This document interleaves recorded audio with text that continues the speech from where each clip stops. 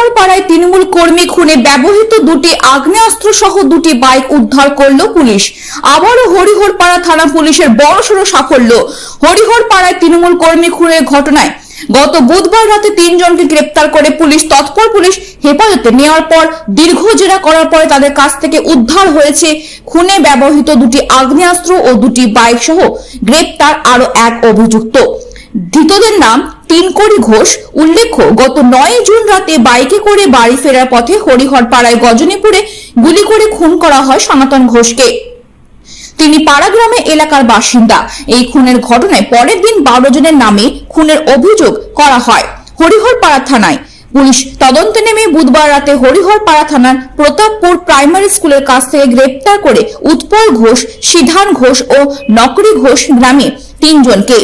ধৃত 3 জনকে 14 দিনে পুলিশ হেফাজতে নেওয়ার পর দীর্ঘ জেরা করে খুনে ব্যবহৃত দুটি আগ্নেয়াস্ত্র, দুটি বাইক ও এক অভিযুক্তকে গ্রেপ্তার করে পুলিশ। ধৃত ব্যক্তির নাম জানা যায় তিনকড়ি ঘোষ। ধৃতকে শুক্রবার জেলা আদালতে পেশ করা হয়। सन ऑफ बंगाल के माध्यम से हर खबर आप तक सबसे पहले पहुंचाई जाती है। सन ऑफ बंगाल जहां यूट्यूब, फेसबुक और वेबसाइट हर जगह पे है। हमारे यूट्यूब पे आप देखिए सन ऑफ बंगाल की खबरें। इसके अलावा सब्सक्राइब कीजिए, फेसबुक पे जाइए, फेसबुक पेज को फॉलो कीजिए। इसके अलावा हमारे वेबसाइट पर भी जाकर आप देख सकते हैं हर तरह की खबरें सबसे पहले। जी हाँ, हमारा वेबसाइट है www.sonofbengal.in। धन्यवाद।